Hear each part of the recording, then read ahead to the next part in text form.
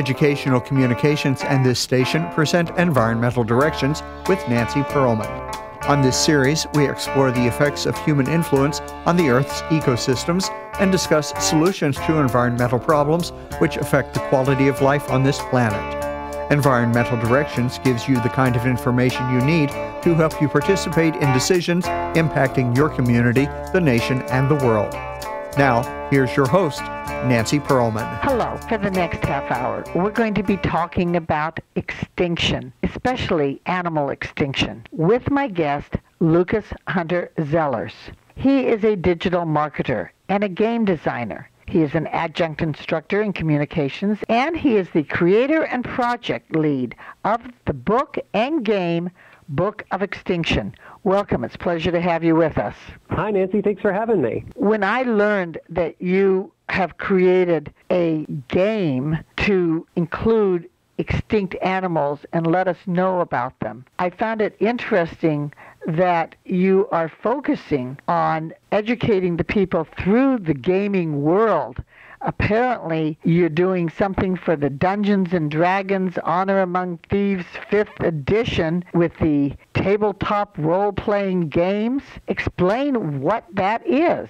Sure. Well, let me parse some of the alphabet soup for you. So Dungeons & Dragons is one of the world's most famous tabletop role-playing games, or TTRPGs, and people have been playing this since, I believe, 1974. It's a game where people get together and just do this kind of cooperative storytelling exercise that has a lot of math to it, a lot of roots in the fantasy genre, but generally it's an exercise in impromptu storytelling where we leave some of the mechanical resolution where player actions are mostly resolved by dice rolls. It's a fantastic way of telling stories that kind of frees people up to be a little bit silly and a lot of fun and far more impactful than most people will give it credit for right at the beginning when they pick up the hobby. And you are telling the story of extinct animals, real-world histories of some of the most famous extinct animals like the dodo, the saber-toothed tiger, the great auk, as well as many others. Of course, there are millions of extinct animals.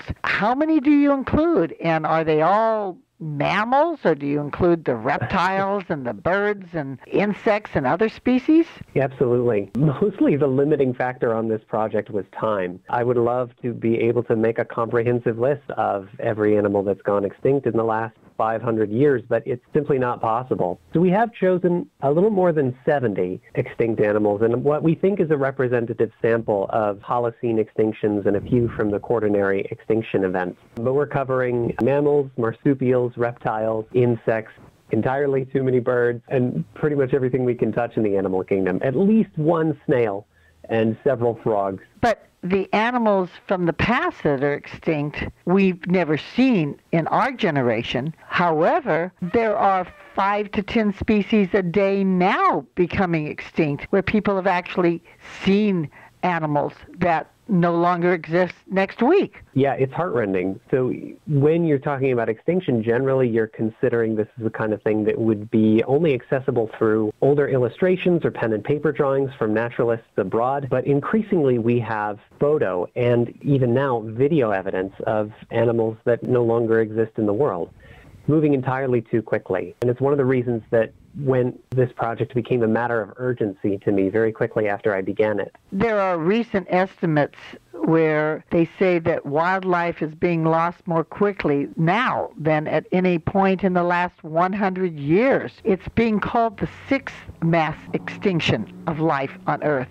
What are the previous mass extinctions? I try not to get too hung up on the number, but it is becoming one of the prominent ways of talking about it. I know there was the Quaternary extinction event around the end of the Pleistocene era. There was the KT extinction event, the comet that did for most of the dinosaurs, and so on back to the beginning of recorded history as geologists understand it. The reason we frame it in terms of this being the 6th is to try to impress upon people the magnitude of what we're facing. At some point, numbers become simply too big to comprehend. Like, I can't really wrap my head around a rate of extinction that's 1 million times the background rate. Like, that number doesn't really do anything for me. But to say that this has only ever happened on this scale 5 times before becomes something that I can deal with more easily.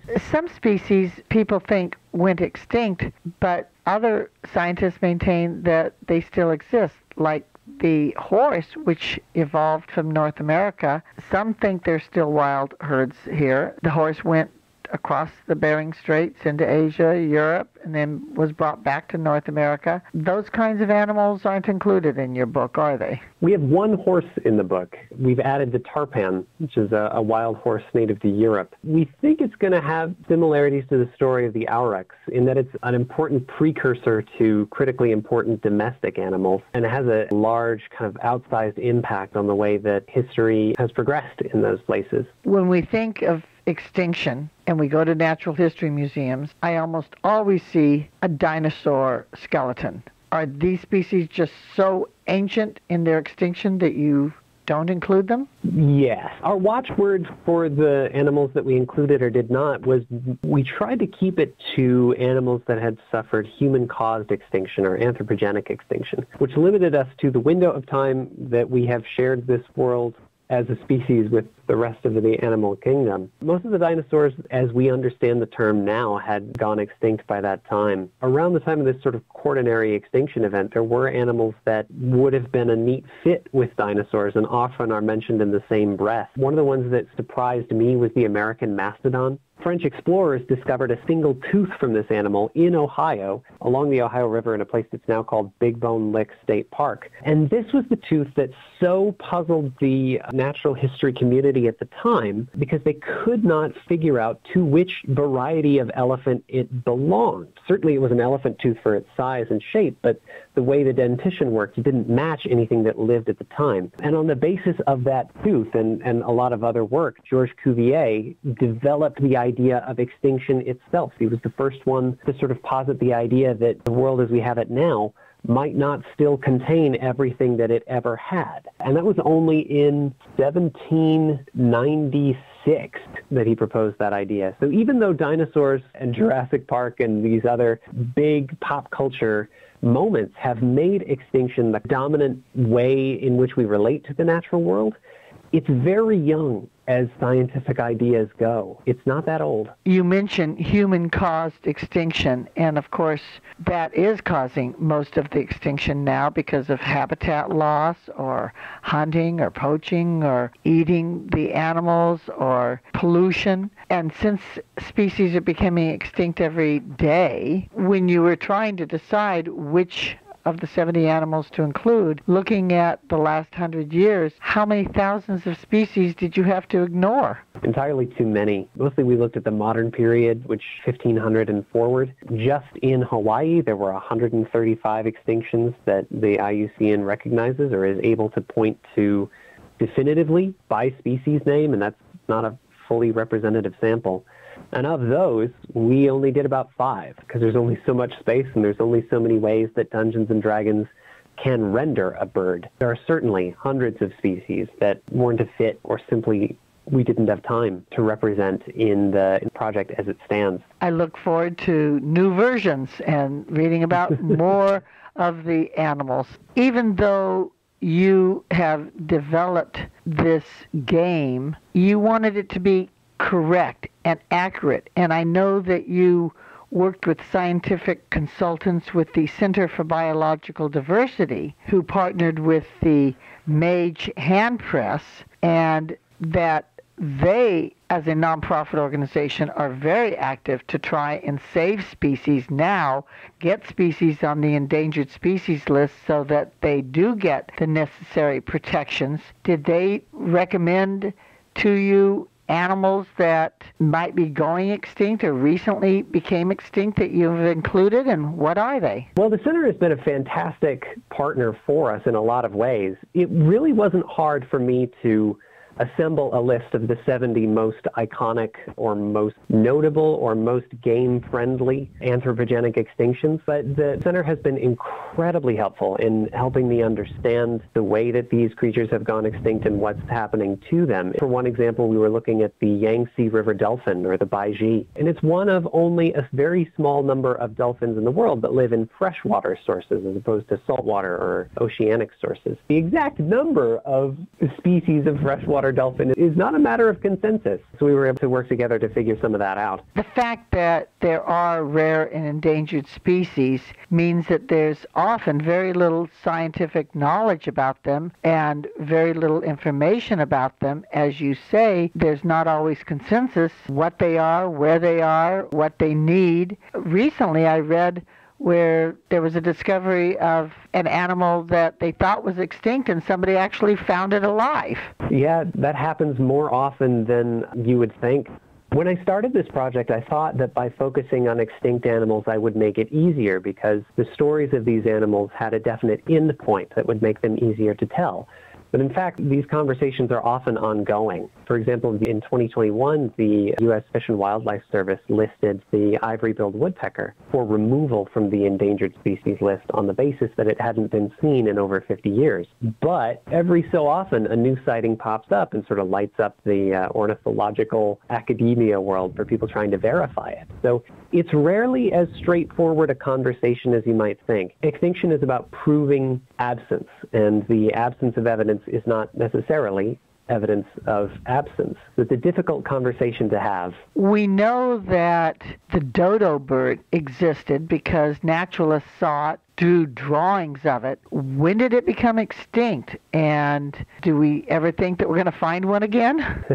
The dodo, we're fairly certain that one is done. The actual date that it went extinct, like an actual year, is a matter of some debate, but most experts agree it was sometime between 1680 and 1700 that the last dodo went extinct. As far as we know, there was really only one population of them on an island called Mauritius in the Indian Ocean, just east of Madagascar. It was a 40-pound flightless pigeon, which looked pretty good to Dutch sailors who at the time had been sort of sailing by on trade routes, and I can't imagine had a lot of fresh meat along the way. So despite the fact that it didn't necessarily taste that good, it was quickly hunted to extinction over the course of about a century. Another bird that existed in millions, in flocks, 100 years ago was the passenger pigeon, and yet it became extinct. Why and how? The passenger pigeon is one of those stories that is difficult to impress upon people because we're getting back to those numbers that are very difficult to comprehend. At the time of European settlement, passenger pigeons comprised an estimated 25 to 40% of North America's bird life. They moved in flocks of more than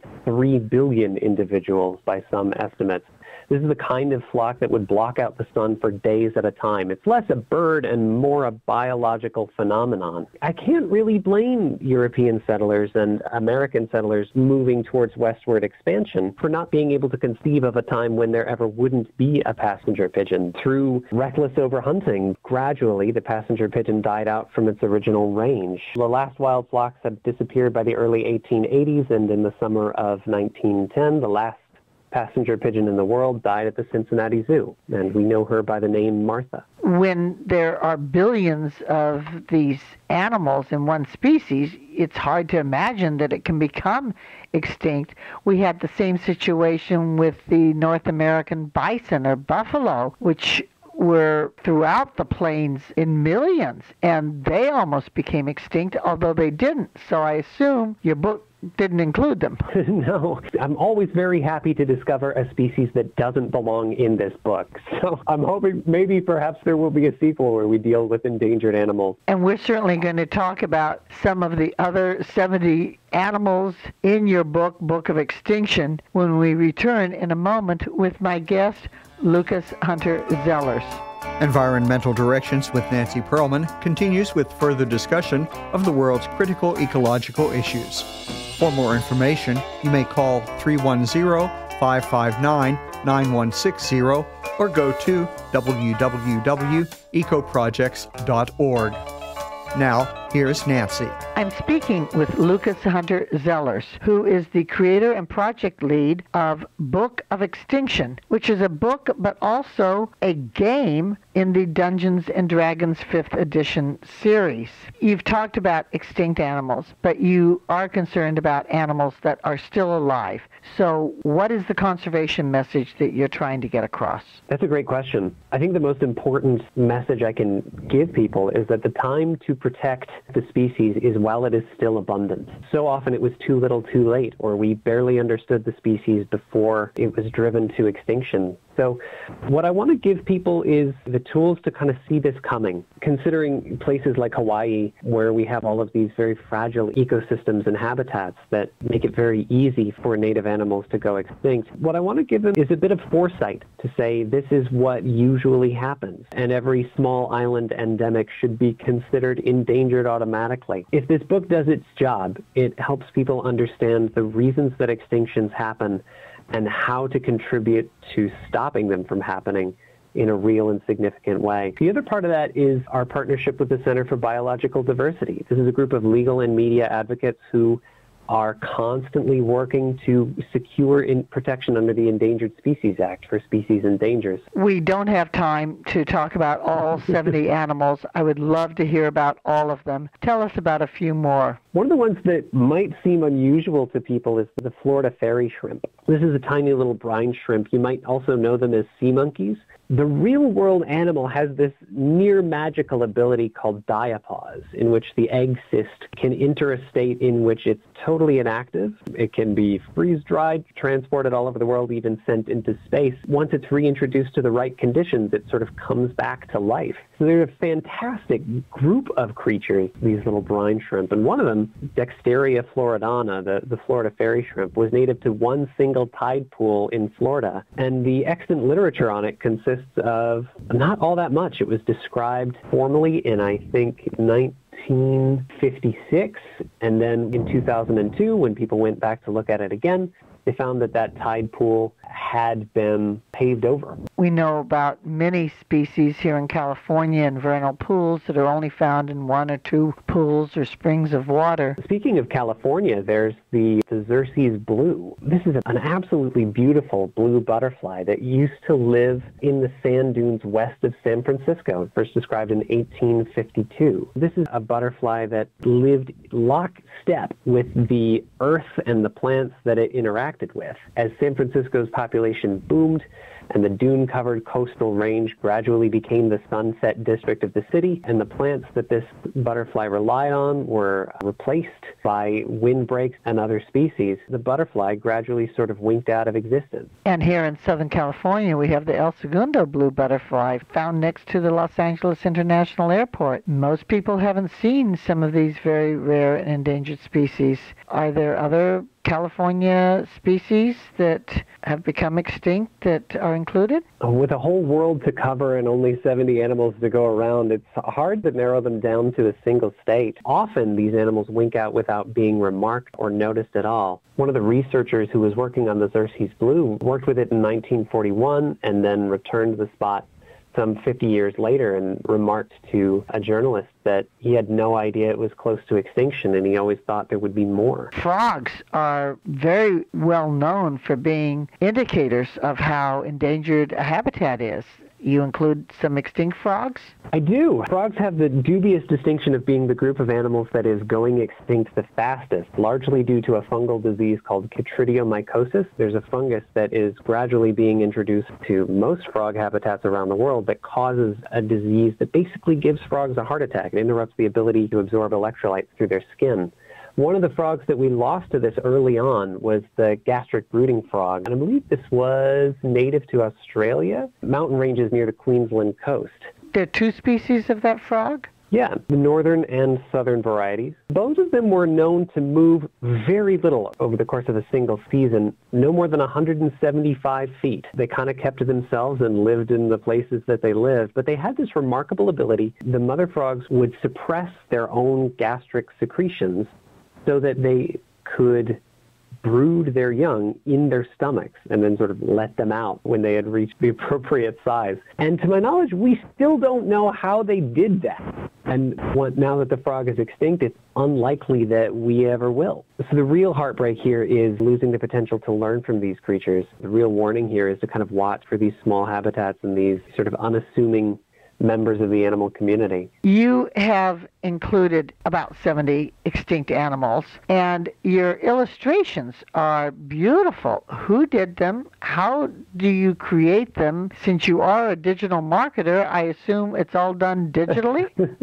You could be forgiven for assuming that it was me. Our artist on this project is another Lucas. His name is Lucas Ferreira, CM. And he's one of several artists we work with in the book, most of whom are part of the Mage Hand Press team. But Lucas, our illustrator, came to this project not from a background of paleo art or science illustration, but from fantasy illustration. So he was really able to give it that kind of Dungeons and Dragons flavor. He and I worked together very closely over the course of the project to make sure that even while we were reimagining these animals into kind of bigger, more magical, more fantastical versions, that we still had elements that connected it to the way that this animal looked in the real world. For example, the Carolina parakeet was North America's only native parrot. Much like the last passenger pigeon, the last Carolina parakeet, Incus, died at the Cincinnati Zoo, and his remains were frozen in ice and shipped to the Smithsonian Institution. And as the story goes, it never arrived. So our magical version of the Carolina parakeet we imagined as sort of an icy fairy lord driven mad by grief and loss. So the color scheme became very difficult to handle. The Carolina parakeet is a beautiful green and yellow and red bird, very summer celebratory. And it would have been a very easy decision to just sort of change all the colors to sort of a blue and icy palette, but to kind of make sure that we had that connection to the real animal. We had to make sure that we got the coloration right. Like that's the way that birders identify birds. I'm here in Los Angeles, Southern California, near the La Brea tar pits, and there's a recreation of the saber-toothed tiger. Remains were found in the archaeological paleontological digs at the tar pits. How accurate are these reconstructions of animals like the saber-toothed tiger? As accurate as they can. Myself and the Center for Biological Diversity did a lot of work to make sure that we were working from primary sources, from actual skull fragments and from illustrations in scientific journals. For those animals, there's a small chapter in the book that deals with Pleistocene megafauna, these sort of large animals that went extinct in the previous ice age. The great auk is a famous extinct species, but what does it really look like and where did it live? I am a big fan of the great auk. It's the Northern Hemisphere's only penguin. It's far larger than you think it might be, the size of a toddler, maybe 3 feet tall. And it had this huge beak on it, this very unique beak shape that gave it the Norse name spearfish or gerfowl. This is one of those instances in which we have a first-hand account of the species extinction. As far as we know, we were able to track small populations of this bird as its available nesting site started to overlap with places that humans could actually reach due to warming seas and advances in seafaring technology. We know that on a small island near Iceland in 1844, the last living pair of auks were strangled to death by a party of people who had gone to collect specimens for a foreign merchant. And we know exactly who those people were. We have their names. We have the day on which it happened. What year? 1844, June 3rd. Insects are so necessary to almost all life in terms of the pyramid of life or the circle of life. Animals eat insects and animals eat those animals. They're not so big and as interesting sometimes, but when you look at them up close, they are very fascinating. We know that we find insect remains in fossils. Was it easy or hard to include any insects, and what did you include or not include? It was hard, but maybe not for the reason that you think. Dungeons and Dragons is a game that looks at the world in a very particular mathematical way. Most tabletop art role-playing games are just giving you a set of rules with which to play make-believe in a structured way. And the rules and the numbers that Dungeons and Dragons has really doesn't get more specific than a frog. Like, that's almost the mechanical bottom of it. So it was very difficult to represent insects in this project without looking at them in the context of a swarm. So we did want to make sure that we represented the insect world for the reasons that you mentioned, but we were pretty limited on the choices that we were able to make. One that was already a great fit for the game is the Rocky Mountain locust. In the summer of 1874, this is a creature that moved in numbers numbering in the trillions, or at least that was the estimate, across what was the entire American Western frontier, or rather the frontier of American settlement at the time. This was a plague of biblical proportions. It hasn't been matched since in terms of sheer biomass, and it nearly halted westward expansion by American settlers at the time. It certainly had an impact. Is it difficult in a game like this to include plants? Yeah, but also not for the reasons that you think. So the game Dungeons & Dragons and Book of Extinction, being a book that runs in that context, has 14 different types of monsters that it handles, of which beasts are one. Your sort of classic monstrosities would be one, your griffins and your harpies and your dragons and things like that. Animals that didn't really exist. Yeah, which also, come to think of it, is one of the reasons that I knew a monster manual like this would be a good fit for Dungeons & Dragons, because they're both field guides to unreal worlds. There's only so many ways to handle a plant like that, but we have a few examples. One of them is a cactent, like Ents from Lord of the Rings, these giant walking trees that shepherd the forest, but we imagined what they would be like in a desert setting. What about the reptiles and other kinds of animals? Yeah, one of the things I loved about this project was looking at the world as if through a looking glass. I have to imagine that that's how Tasmania and Australia appeared to the original European settlers of those islands. So we have a fair bit of marsupials in here. Some of them sort of the giant marsupial, like the giant wombat from the Pleistocene. One of the most famous is, of course, the thylacine, or the ghost tiger from Tasmania. Explain what a marsupial is. A placental mammal is an animal that would gestate its young within its body, and a marsupial has this other way of doing it where their young sort of finish the latter stages of their development in a pouch outside the mother's body. We do have a gigantic ocean, and it seems like we've been talking about animals on land,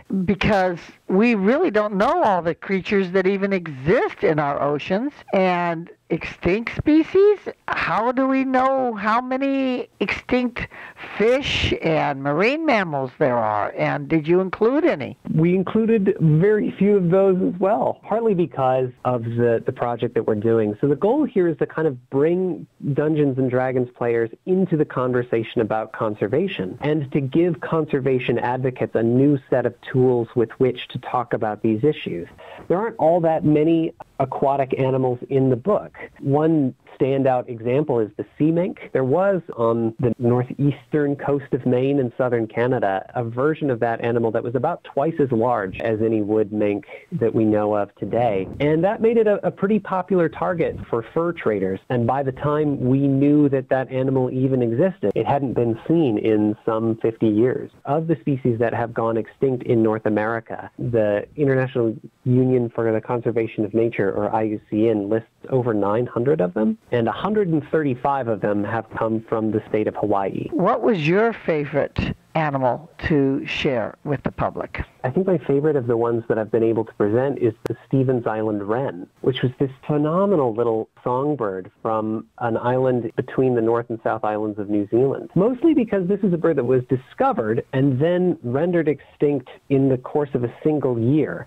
The story goes that a single house cat by the name of Tybalt did for the entire species. And like a lot of really attractive, easily told stories, the reality of it is a bit more complicated and a bit less fantastic. What really did for the Stevens Island wren was a race between rival species collectors and naturalists in Britain to be the first to describe the species. It was about 4 inches long, totally flightless, more mouse than bird. And though it wasn't one house cat that did for the entire species, it was probably all of the descendants of the house cat that the lighthouse keeper brought to the island when the lighthouse was installed in the late 1800s. Great stories, great illustrations. For those of us who aren't game players but might want to try it, since we love wildlife and want to learn about these animals and learn about extinction, how do we find out? Where do we go? The best way to keep in touch with Book of Extinction is at deadmonstermanual.com. That'll take you to either its Kickstarter campaign or a landing page for it. Thank you so very much for teaching conservation through the modern game-playing technology. Thank you for being my guest. Well, thank you. It's been my pleasure, Nancy. Thanks for having me. Thank you. I have been speaking with Lucas Hunter Zellers, who is the creator and project lead for Book of Extinction, digital marketer, game designer, and adjunct instructor in communications. I'm Nancy Pearlman. Thank you very much for joining us, and do tune in again next week. If you would like free information about these environmental issues, go to www.ecoprojects.org or call 310-559-9160. Environmental Directions with your host, Nancy Pearlman, is a community affairs program of the nonprofit organization Educational Communications and this station.